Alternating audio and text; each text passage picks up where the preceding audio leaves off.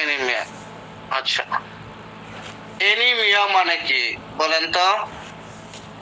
Sir রক্ত স্বল্পতা। Sir ক্লাসটা যদি deficiency of blood. Deficiency of blood কারা কইলো এটা? কারা কইলো এটা? না, উত্তর সঠিক হয় নাই। হ্যাঁ, আপনার হচ্ছে ব্লাডের মধ্যে হিমোগ্লোবিন করার মতন এই দিতেন। বুঝি নাই ভাই।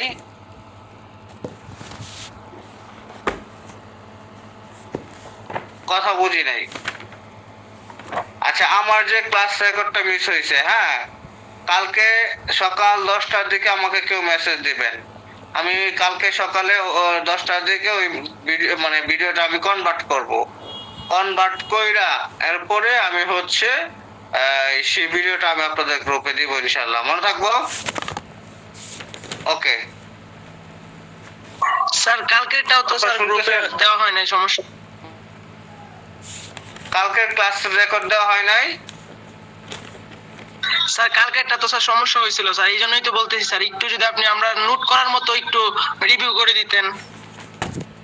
কালকে কি সমস্যা হয়েছিল আমি তো সঠিক জানি না। আচ্ছা ঠিক আছে, অসুবিধা আমি একটু হ্যাঁ আমি একটু রিভিউ দিয়ে দিই। হ্যাঁ, রেকর্ডটা আমার কাছে আছে, কিন্তু কালকে স্যার আমি মানে খুব ব্যস্ত, তো আমাদের এদিকে স্যার তো কাজ করতেছি, কাজ করা অবস্থায় আমি ক্লাসে উপস্থিত ছিলাম এবং এখানে একটু ব্যাক সাউন্ড আছে, তো ওই জন্য ক্লাসটা গ্রুপে দিই নাই। ও আচ্ছা আচ্ছা আচ্ছা আচ্ছা। তোমাদের দিকে রসুলপুর, তোমাদের কোন এলাকা না? স্যার নাটোরে স্যার, এই মাত্র বিল থেকে আসলাম, মানে রসুন টসুন নিয়ে বাসায় আইছি, আর আপনার ওয়াইফাই কানেক্ট করে দেখি ক্লাসে। মানে তোমরা হচ্ছে এই এখন রসুন লাগানোর সিজন? স্যার রসুন তোলার সিজন। ও, এখন তোলার সিজন না? ধরো হচ্ছে কতটুকু জমি রসুন লাগাইছে তোমরা? স্যার ওই 3 বিঘা 4 বিঘার মতো আছে। 3 বিঘা 4 বিঘা? 3 বিঘা হলে 300%? না স্যার, 33% 1 বিঘা। 1 বিঘায় তাহলে ধরো 3 বিঘা হলে আছে 100% অ্যাভারেজ।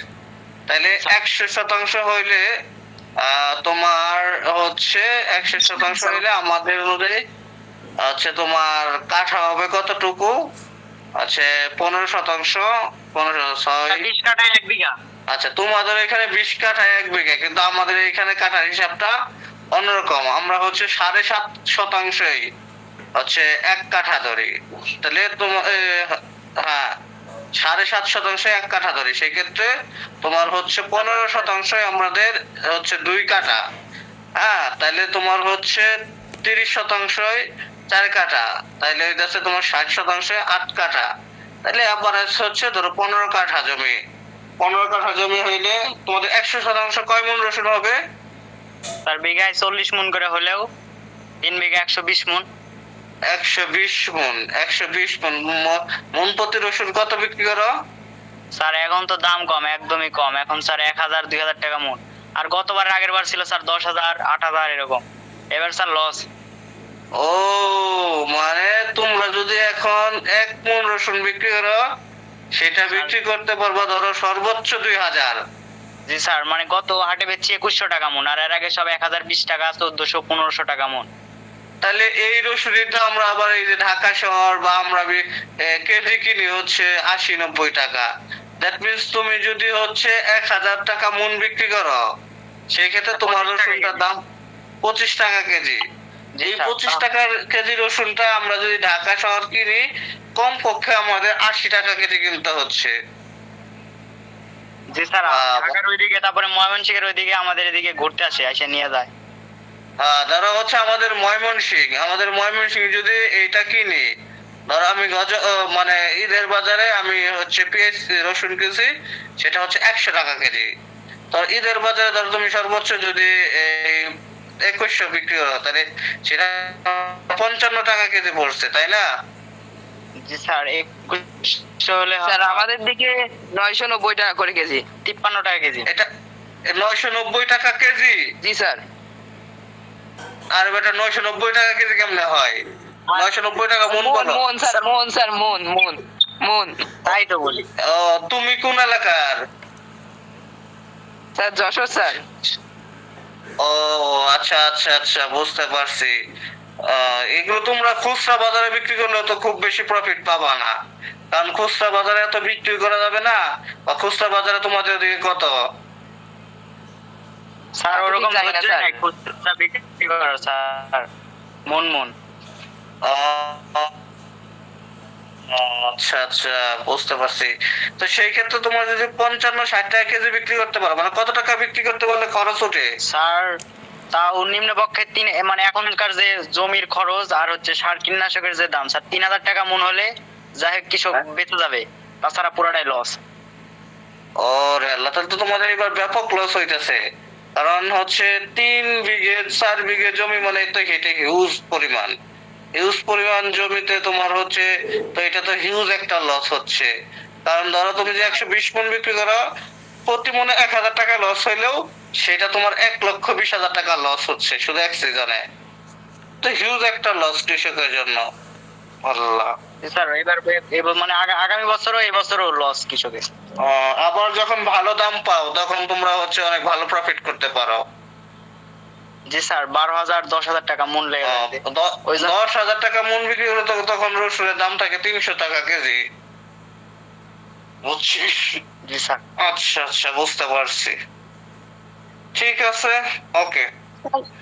স্যার, স্যার এবার কৃষক সব দিক থেকেই ডুবে গিয়েছে। না, আসলেও যদি একজাক্টলি চিন্তা করি, দেখেন আলুর বাজার, আমরা ঢাকা শহর 20 টাকা কেজি আলু কিনি, পেঁয়াজ 35 থেকে 40 টাকা কেজি কিনি, রসুন স্যার পেঁয়াজ 100 টাকা 200 টাকা মন, 200-400 টাকা মন স্যার। এবার পেঁয়াজেও লস, আমাদের পেঁয়াজও ছিল, পেঁয়াজেও লস।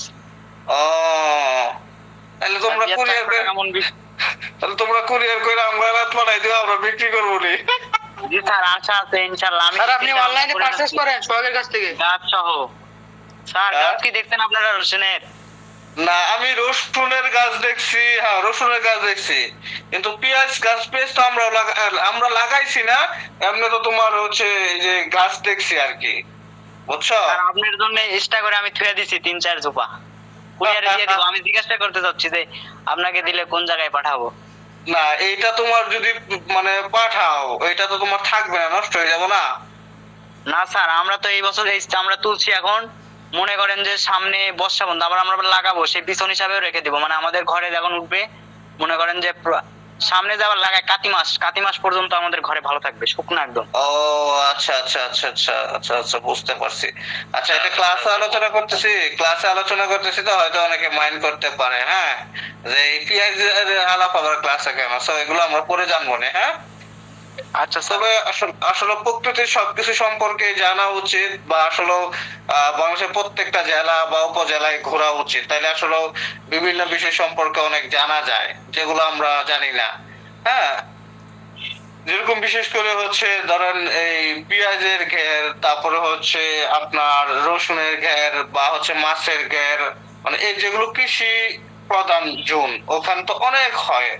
চিন্তা করছেন 400 টাকা মন হচ্ছে পেঁয়াজ, জি স্যার, তাও নেয় না। তাও নেয় না 1 মন পেঁয়াজ। আপনার যদি হচ্ছে এরকম করা যায় না, ধরুন ময়মনসিংহের দিকে দাম বেশি, আপনারা এইদিকে হচ্ছে পাইকার সিলেক্ট করলেন, পাইকার সিলেক্ট করে তোমার পাঠাই দিলা, এইখানে তো তুমি মনে করো যে আরো বেশি দাম পাবা, এরকম হয় না? না স্যার, ওরকম মানে আমাদের কাছে যারা কিনে নেয় তারা করে, কিন্তু স্যার আমরা অত ঝামেলা বুঝেন নাই। মানে জমির থেকে তুলে নিয়ে যে পেঁয়াজ উঠতে না উঠতে আবার রসুন উঠে গেছে, আবার এই রসুন উঠতে না উঠতে আবার পাট লাগাতে হবে, পাট হবে, মানে একের পর ওই এক। জমিতে তোমরা একটা জমিতে বছরে কি কি ফসল করতে পারো? 3টা, মানে হয় রসুন, কেউ রসুন বাদ দিয়ে শাক বুনে, পালং শাক, তারপরে পেঁয়াজ বুনে, আবার কেউ ঢ্যামনা পেঁয়াজ লাগায়, ওইখানে তুলে আবার আলের পেঁয়াজ লাগায়, ও আচ্ছা কেউ আচ্ছা ভুট্টা আচ্ছা লাগায়, আবার তারপরে আচ্ছা, ধান আচ্ছা। হয় আর পাট হয়। তোমাদের ধান করো না? জি স্যার, ধানও হয়, আমন ধান। ও ও, আচ্ছা আচ্ছা আচ্ছা, বুঝতে পারছি। মানে বছরে একবার ধান করো, বাকি সময়টা তোমরা এটাতে পেঁয়াজ লাগাও, অথবা হচ্ছে রসুন লাগাও, অথবা শাক বুনো, অথবা হচ্ছে যে তোমার যে পাট শাক, পাট গাছ বুনো। জি স্যার, বুঝতে পারছি। পাটে এবার স্যার লাভজনক। হ্যাঁ, পাটের ব্যবসা ভালো, বুঝতে পারছি। আচ্ছা ঠিক আছে, তোমার কাছে পরে আরো জানবো ইনশাল্লাহ, হ্যাঁ। ওকে, আমরা ক্লাসে যাই। আচ্ছা। আমরা যে টপিকস নিয়ে আলোচনা করতেছিলাম টপিকটা হচ্ছে আমরা একটু রিভাইজ দিব, হ্যাঁ? আচ্ছা, রিভিউ দিই। আমরা হচ্ছে গ্রুপ ফ্যাক্টর গুলো আলোচনা করব, হ্যাঁ? গ্রুপ ফ্যাক্টর বলতে মানে কোঅগুলেশন ফ্যাক্টর গুলো অবশ্যই মুখস্থ করব। অ্যান্টি কোঅগুলেন্ট ডেফিনেশনটা মুখস্থ করব, জাস্ট হচ্ছে রেকর্ডে রাখার জন্য, হ্যাঁ? রেকর্ডটা শুরু করেন, মানে কোন কোন বিষয়গুলো নোট করবেন এই জন্য বলতেছি। আমরা হচ্ছে আপনার এই এসেনশিয়াল কোঅগুলেশন ফ্যাক্টর গুলো মুখস্থ করব, অ্যান্টিকোগুলেন্ট ডেফিনিশন মুখস্থ করব, এক্সাম্পল অফ অ্যান্টিকোগুলেন্ট 4টা example, heparin, EDTA, citrate, oxalate, just 4টা এক্সাম্পলের নাম মনে রাখবো। তারপরে ব্লাড গ্রুপিং এর ডেফিনিশনটা মনে রাখবো। পরে হচ্ছে আপনার মেজর বা প্রিন্সিপাল ব্লাড গ্রুপটা আমরা পড়বো। এরপরে হচ্ছে আপনার এবিও ব্লাড গ্রুপের এই হচ্ছে অ্যান্টিজেন যে সিস্টেমটা আছে সেখানে যেটাতে আপনার যেই অ্যান্টিজেন থাকবে রক্তের গ্রুপ সাধারণত সেটাই হয়, অর্থাৎ আপনার রক্তে 4 ধরনের অ্যান্টিজেন উপস্থিত থাকতে পারে। একটা হচ্ছে এ, একটা হচ্ছে বি, আর একটা হচ্ছে এবি, আর একটা হচ্ছে একটাও না, মানে কোনো ধরনের অ্যান্টিজেন থাকবে না, সেই ক্ষেত্রে ওই রক্তের গ্রুপটা হবে ও গ্রুপ, এবং আরএস ফ্যাক্টর ডিটেকশন করবে রক্তটা পজিটিভ না নেগেটিভ। ঠিক আছে? আচ্ছা, এই আলোচনাগুলো আমরা করছি, তারপর আবার একটু জাস্ট মানে একবার বলতেছি। আবার আপনার রক্তে যদি এ অ্যান্টিজেন থাকে তাহলে আপনার অ্যান্টিবডি বি থাকবে, আবার অ্যান্টিবডি যদি আবার বি অ্যান্টিজেন থাকলে অ্যান্টিবডি এ থাকবে, আবার হচ্ছে এ বি অ্যান্টিজেন থাকলে আপনার কোনো ধরনের কোনো হচ্ছে অ্যান্টিবডি থাকবে না, আবার কোনো অ্যান্টিজেন না থাকলে সেখানে এবি অ্যান্টিবডি থাকবে। এই হচ্ছে বেসিক রুলস, এই তথ্যটা মনে রাখলে হবে। এরপর আমাদের হচ্ছে ইম্পর্টেন্সি বা aim of blood group, aim of মানে এই ব্লাড গ্রুপটা জানার উদ্দেশ্যটা কি? জানার উদ্দেশ্য হচ্ছে ব্লাড ট্রান্সফিউশন, পরে হচ্ছে perinatal care, organ and tissue transplantation, determination of blood group, হ্যাঁ, এন্ড হচ্ছে প্যাটার্নিটি টেস্ট। এই জিনিসটা আমাদেরকে মনে রাখতে হবে। ঠিক আছে? আচ্ছা, এরপর হচ্ছে আপনার ব্লাড ট্রান্সফিউশনের ক্ষেত্রে আমাদেরকে যে তথ্যটা মনে রাখতে হবে সেক্ষেত্রে জাস্ট হচ্ছে আপনার এই ইন্ডিকেশন অফ ব্লাড ট্রান্সফিউশন, মানে কোন কোন ক্ষেত্রে ব্লাডটা ট্রান্সফিউজ করতে হয়, হ্যাঁ, রক্তটা প্রয়োজন হয়। Acute blood loss, severe anaemia, coagulation disorder, thrombocytopenia, হ্যাঁ, severe burn or shock, women in child birth, extensive transfusion during chemotherapy, এইসব ক্ষেত্রে ব্লাডটা প্রয়োজন হয়। এটাই হচ্ছে ইন্ডিকেশন অফ ব্লাড ট্রান্সফিউশন। তারপরে hazard of blood transfusion, hazard of mismatch blood transfusion, এই দুইটা প্রশ্ন অবশ্যই আমাদেরকে মুখস্থ করতে হবে। ওকে, আজকে আমরা নতুন করে যে আলোচনাটা করব সেই টপিকটার নাম হচ্ছে এনিমিয়া। এনিমিয়াকে কি বলা হয়? মূলত এনিমিয়া বলতে বোঝায় রক্তের মধ্যে যে আপনার হচ্ছে হিমোগ্লোবিন থাকে, সেই হিমোগ্লোবিনের পরিমাণ যদি রক্তের মধ্যে মানে যতটুকু থাকা দরকার তুলনামূলকভাবে কম থাকে, মনে করেন যে আপনার থাকা দরকার হচ্ছে 16, 12, হ্যাঁ, আছে হচ্ছে 10, তাহলে এই হিমোগ্লোবিনের পরিমাণ তুলনামূলকভাবে অপর্যাপ্ত বা ইনসাফিসিয়েন্ট, হ্যাঁ, বা স্বল্প থাকলে সেটাকেই বলা হয় এনিমিয়া। তাহলে anaemia may be defined as the state in which the level of haemoglobin concentration per unit volume of blood, এই পর্যন্ত দিলেই হবে, আর দেওয়া প্রয়োজন নাই। এই পর্যন্ত দিলেই সেটাকে ডেফিনেশন ধরা যাবে। Anaemia may be defined as a state in which the level of haemoglobin concentration per unit volume of blood is called anaemia. ঠিক আছে? আচ্ছা, এরপর হচ্ছে কজেস অফ এনিমিয়া। রক্ত শূন্যতা কেন হতে পারে বা রক্ত স্বল্পতা কেন হতে পারে? আপনার হচ্ছে এক্সেসিভ ব্লাড লস, অথবা একটা মানুষের শরীর থেকে যদি অতিরিক্ত মানে হচ্ছে রক্ত বের হয় সেই ক্ষেত্রে এনিমিয়া হতে পারে। অতিরিক্ত ব্লাড লস হতে পারে কিভাবে? ধরুন হচ্ছে আপনার অ্যাক্সিডেন্ট হইলো, মানে ট্রমা হইলো, অথবা কোনো ধরনের অপারেশন করছেন, সার্জারি করছেন, অথবা হচ্ছে ব্লিডিং আলসার, অথবা আপনার হচ্ছে এই যে মানে স্টোমাকটা আছে, হ্যাঁ, সেই স্টমাকটা ধরুন হচ্ছে আলসার হয়ে গেছে, ক্ষত হয়ে গেছে, অথবা আপনার বডির কোথাও হচ্ছে এরকম একটা আলসার হয়ে গেছে, অনেক বড় ঘা হয়ে গেছে, ওইখান থেকে প্রতিনিয়ত রক্ত বের হয়, অথবা পোস্টপার্টাম হ্যামোরেজ অর্থাৎ অপারেশন পারপাস বা অপারেশন পরবর্তীতে কোনো ধরনের রক্তক্ষরণ হইলে, হ্যাঁ, সেই ক্ষেত্রে আপনার হচ্ছে এই রক্তক্ষরণ হতে পারে, অথবা আপনার হচ্ছে বাচ্চা জন্ম দেওয়ার সময় মায়ের ব্লিডিং হয় না, ওই সেই ক্ষেত্রে হচ্ছে তার অনেক ব্লাড লস হয়ে যেতে পারে, সেক্ষেত্রেও তার অ্যানিমিয়া হতে পারে। তারপর ক্রনিক ব্লাড লস মানে দীর্ঘদিন যাবত তার রক্ত পড়তেছে, যেরকম হচ্ছে কি আপনার আপনার শুনছেন না যে আগে শুনছেন যে কৃমি হইলে সেই মানুষের শরীরে যদি কারো কৃমি থাকে তার রক্ত শূন্যতা দেখা দেয়। কারণ কি, কৃমি হচ্ছে আমাদের ইন্টেস্টাইনের ভিতরে যায়, আস্তে আস্তে কৃমি কৃমি কইরা আমাদের যে শরীরে রক্তটা আছে, পুষ্টিকর অংশগুলো আছে, এটা খায়া ফেলে, তাহলে সেই ক্ষেত্রে রক্ত হতে পারে। অথবা পাইলস ফেস্টুলা তো শুনছেন, যদি পাইলস বা ফেস্টুলা হয়, ধরেন 3 মাস 4 মাস 6 মাস 1 বছর ধরে কারো পাইলস বা ফেস্টুলা হয়েছে, তাহলে কিন্তু প্রতিনিয়ত তার কি পায়খানার সাথে রক্ত বের হয়। এটা কি acute blood loss, sorry chronic blood loss, মানে দীর্ঘদিন যাবত তার হচ্ছে রক্তটা হচ্ছে আপনার বের হইতেছে, বুঝতে পারছেন? আচ্ছা, তাহলে এনিমিয়া হওয়ার এক নাম্বার কারণ হচ্ছে এক্সেসিভ ব্লাড লস।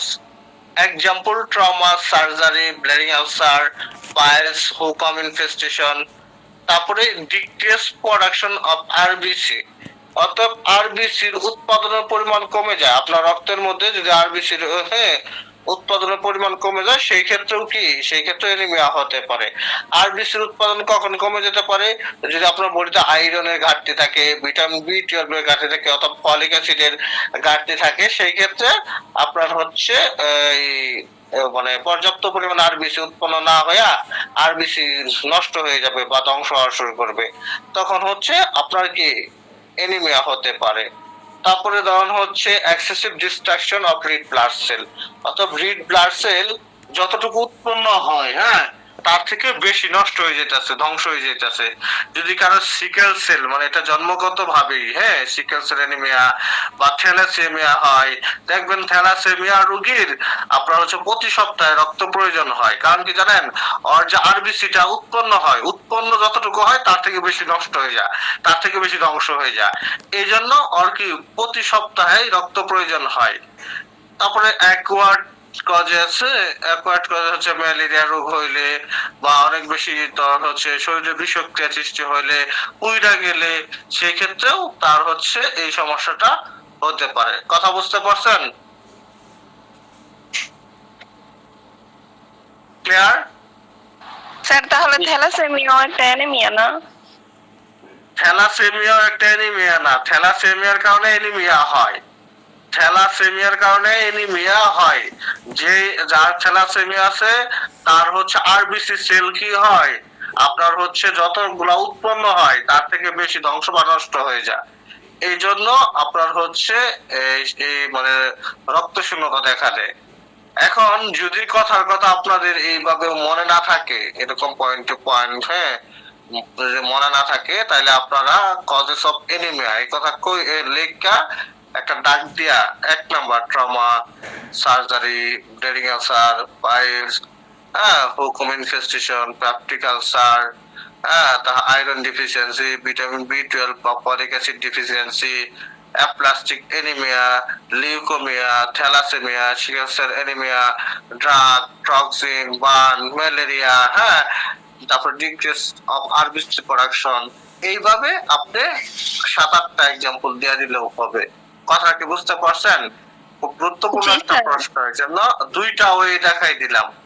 বইয়ে যেভাবে লেখা আছে এইভাবে লিখতে পারেন, আর যদি এইভাবে কঠিন মনে হয় তাহলে সহজে এইভাবে লিখতে পারেন। কজেস অফ এনিমিয়া আপনার trauma, surgery, bleeding ulcer, hookworm infection, piles, peptic ulcer, malignancy, হ্যাঁ, তারপরে হচ্ছে iron deficiency, vitamin B 12, folic acid deficiency, তারপর হচ্ছে thalassaemia, sickle cell anaemia, malaria, drug, toxin, burn, হ্যাঁ, মনে থাকবো?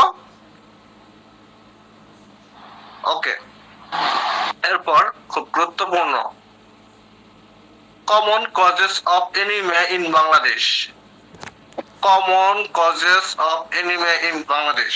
বাংলাদেশে আপনার হচ্ছে কি কি কারণে এনিমিয়া হয় বাংলাদেশে, কি কি কারণে এনিমিয়া হয়, হ্যাঁ বাংলাদেশে কি কি কারণে এনিমিয়া হয়,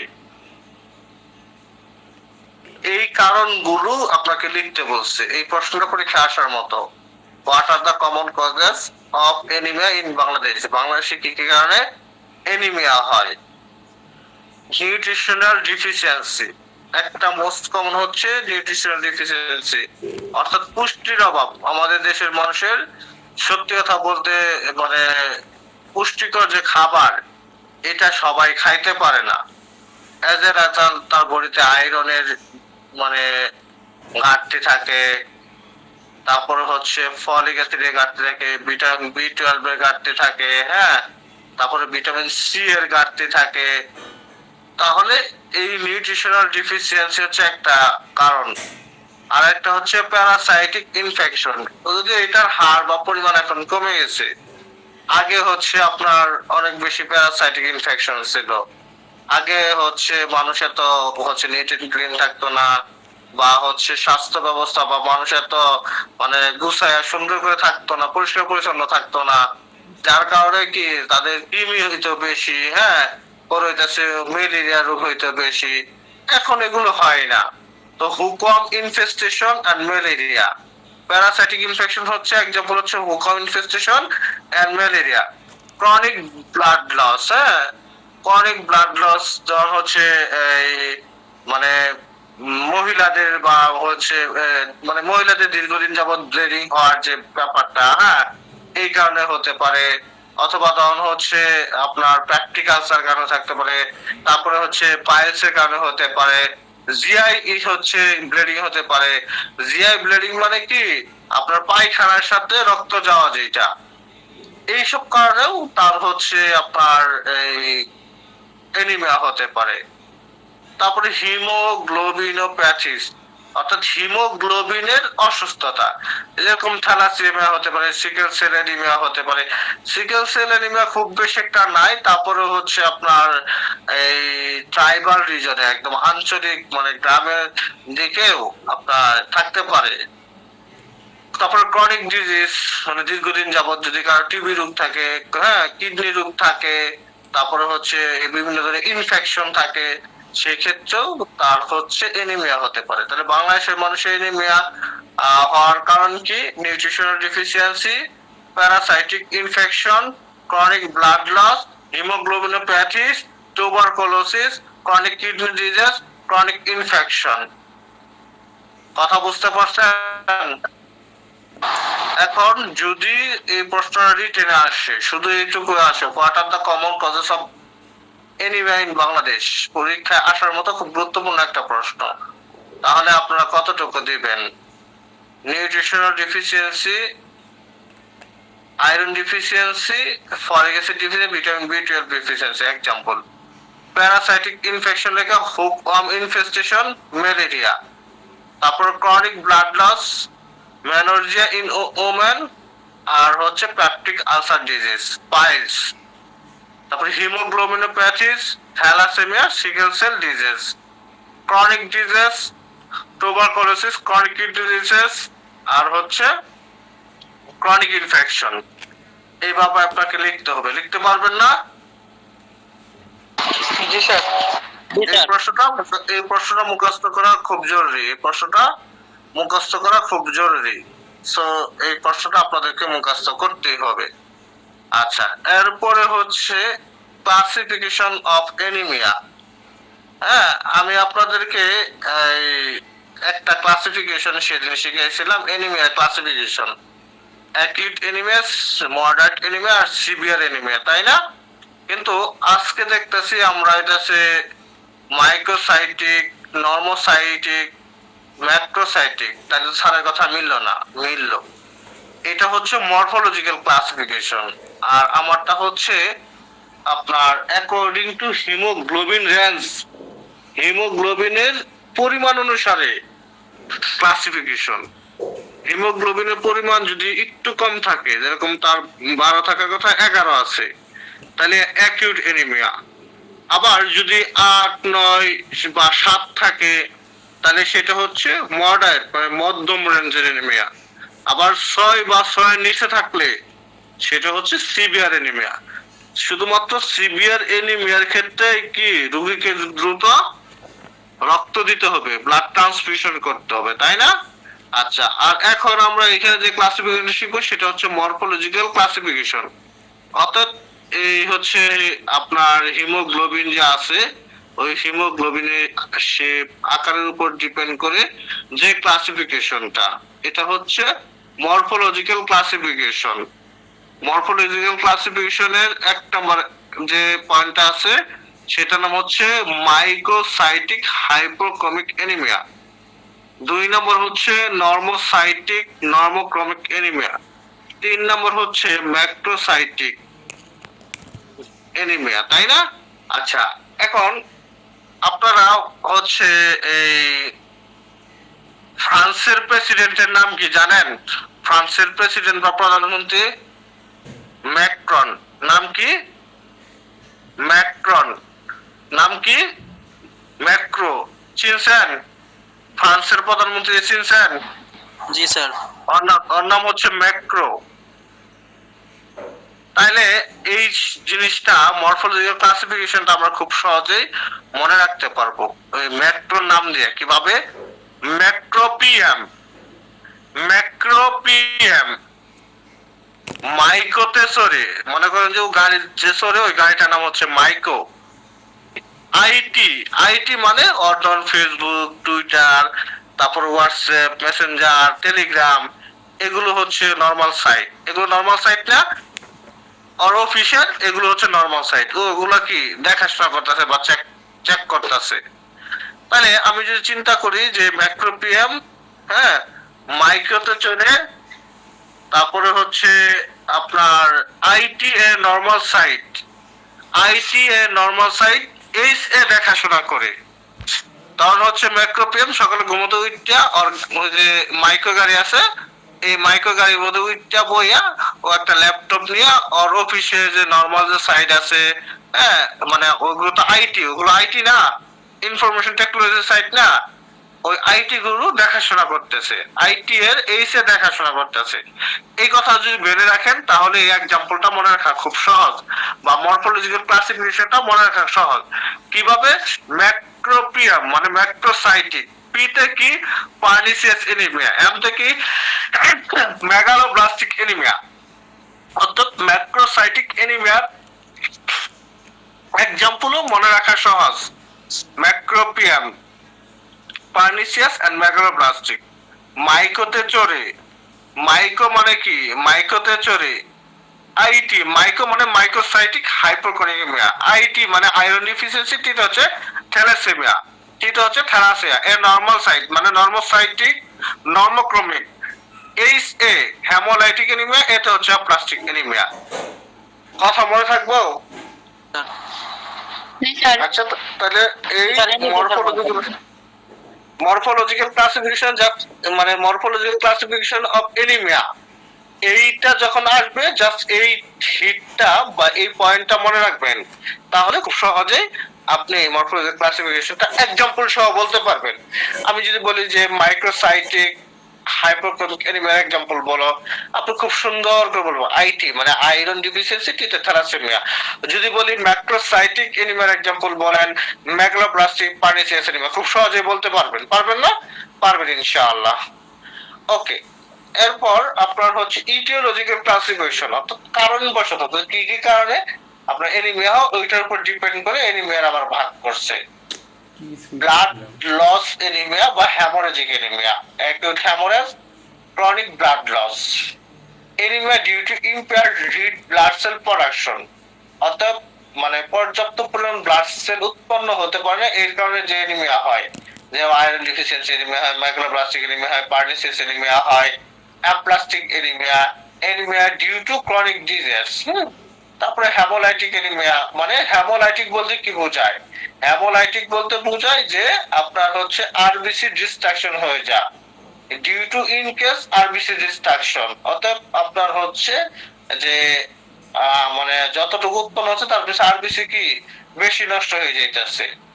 তো এটা জাস্ট এটিওলজিক্যাল ক্লাসিফিকেশনটা জাস্ট একটু মনে রাখেন যে ব্লাড লস এনিমিয়া বা haemorrhagic anaemia, example acute haemorrhage আর chronic blood loss. Anaemia due to impact red blood cell production, আপনার হচ্ছে এই anaemia due to nutrition deficiency, aplastic anaemia, anaemia due to chronic disease, just এটুকু মনে রাখেন। হ্যামোরাইটিক anaemia example তো মনে রাখেন, জাস্ট 3টা পয়েন্ট মনে রাখেন তাহলেই হবে, আর এত কিছু লাগবে না।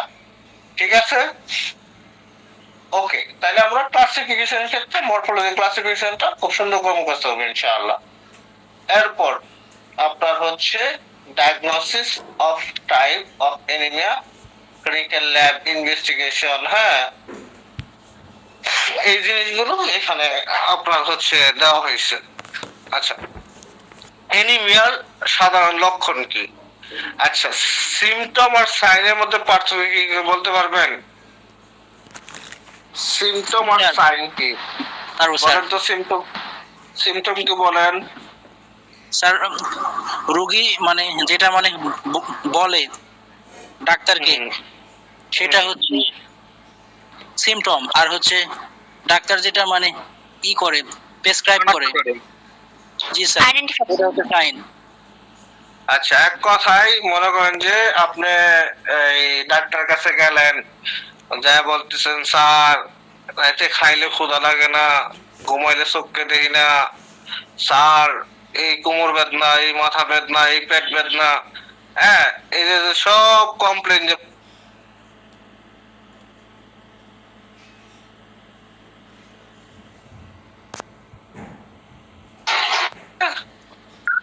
এটা হচ্ছে সিমটম। আর যখন হচ্ছে ডাক্তার বলবো ঠিক আছে হা করো, জিহ্বাটা দেখাও, নখগুলো দেখাও, চোখগুলো দেখাও, হ্যাঁ, অথবা হচ্ছে আপনার বিভিন্ন ধরনের পরীক্ষা নিরীক্ষা দিল, এই যে ডাক্তার যে জিনিসগুলো খুঁজা বাইর করলো সেগুলো হচ্ছে জেনারেল সাইন। সেগুলো হচ্ছে কি জেনারেল সাইন, এটাকে বলা হয় সাইন। ঠিক আছে, ওকে। তাহলে জেনারেল সিমটম কি? এনিমিয়ার মানে কারো রক্ত শূন্যতা আছে কিনা এই জিনিসটা আপনারা কিভাবে সহজে বুঝবেন?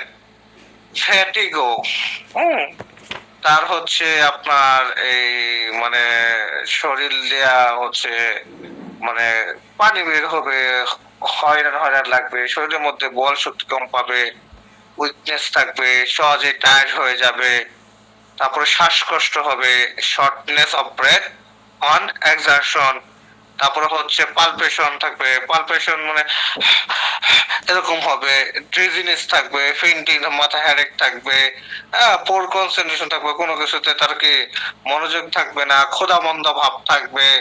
এই জিনিসগুলো যার মধ্যে খুঁজে খুঁজে পাবেন প্রত্যেকে ধরে নেবেন যে আপনার এনিমিয়া আছে। ঠিক আছে, খাবার মন চাবো না, পড়লে মনে থাকে না, মেজাজ খিটখিটে হয়ে যায়, তারপরে হচ্ছে মাঝে মধ্যে মনে হয় যে একটু শ্বাসকষ্ট হচ্ছে, হ্যাঁ, একটু কাজ করলে হাঁপায় যান, পরে শরীর ভালো লাগে না, উইকনেস লাগে, হ্যাঁ, বা সহজে শরীর থেকে হচ্ছে আপনার মানে শরীর ঘামা যা, এই যে যে ব্যাপারগুলো এগুলো যদি কারোর মধ্যে পান তাহলে ধরে নেবেন আপনার জেনারেল সিমটমে আছে এনিমিয়ার। কথা বুঝতে পারছেন?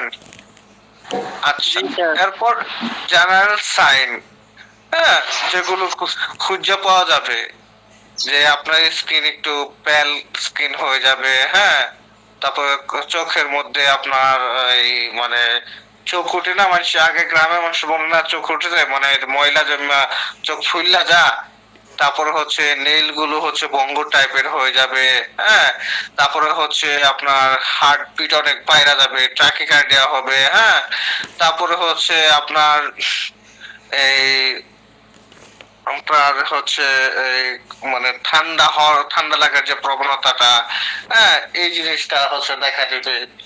এগুলো হচ্ছে জেনারেল সাইন। বুঝতে পারছেন?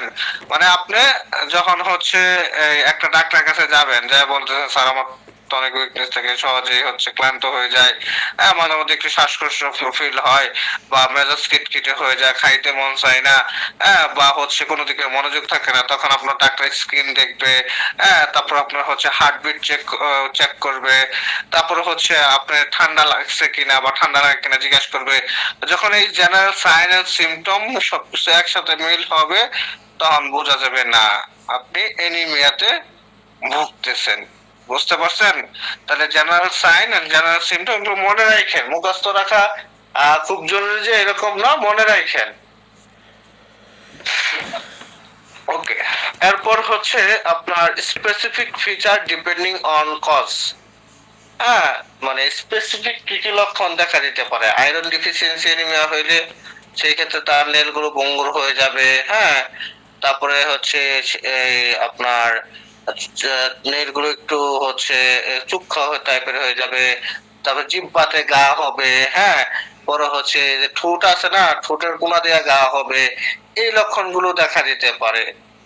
ঠিক আছে। আর যদি কারো মেগালোব্লাস্টিক এনিমিয়া হয়, অর্থাৎ মেগালোব্লাস্টিক এনিমিয়া বলতে কি, তার ভিটামিন বি12 বা ফলেট ডিফিসিয়েন্সি, ফলিক অ্যাসিডের মানে অভাব থাকতে পারে। এই টাইপের যদি আয়রনের অভাব থাকে, আয়রনের অভাবে এনিমিয়া হয়, সেক্ষেত্রে যে লক্ষণগুলো দেখা দিবে সেটা হচ্ছে নখগুলো ভঙ্গুর হয়ে যাবে, তারপর মুখের মধ্যে ঘাও হবে, আর হচ্ছে আপনার ঠোঁটের পাশে ঘাও হবে, মানে আমরা যেটাকে আঞ্চলিক ভাষায় বলতাম গাইসা, মানে আমাদের আঞ্চলিক ভাষায় বলতাম যে ঠোঁটের দিকে ঘা হইলে তাহলে গাইসা বলতাম আর কি।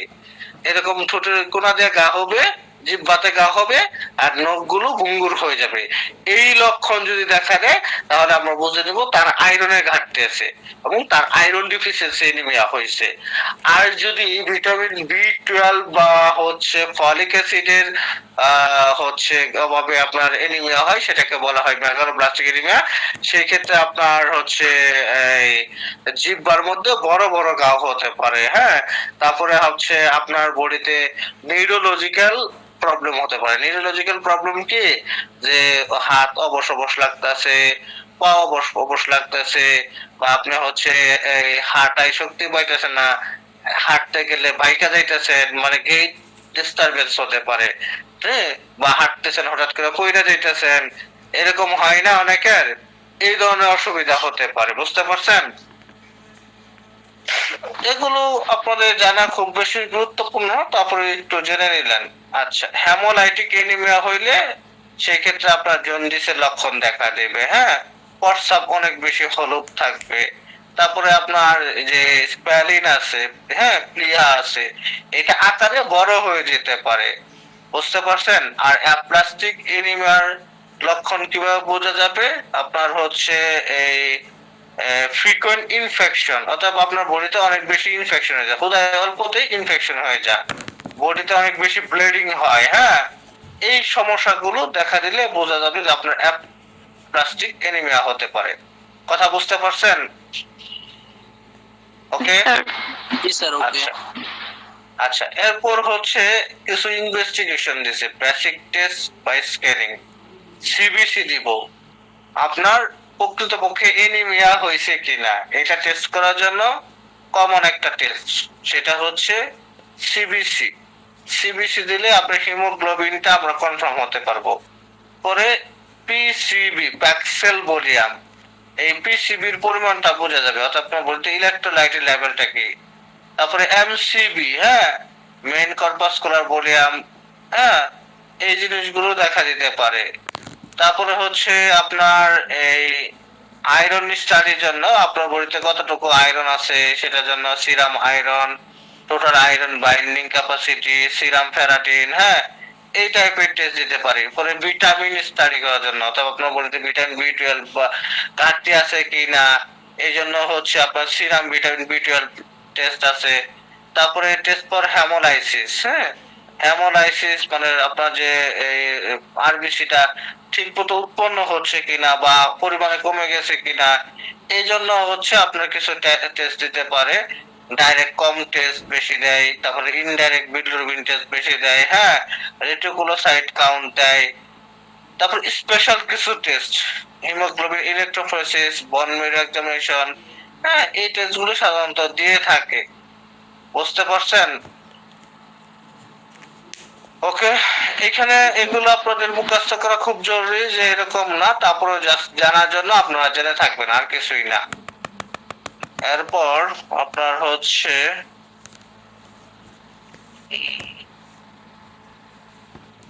আচ্ছা এইটুকু জানলেই হবে, আর এখান থেকে আর কিছু লাগবে না। এরপর গুরুত্বপূর্ণ topic iron deficiency anaemia, ESR আর ব্লাড ভলিউম, তাই না? আচ্ছা, এই পর্যন্ত পড়ালে শেষ, বাকিটা তাহলে কালকে পড়াবো ইনশাআল্লাহ। হ্যাঁ, আজকে তাহলে আপনারা এতটুকু কভার করেন। ঠিক আছে, হ্যাঁ, ওকে। জি স্যার। স্যার আসসালামু আলাইকুম।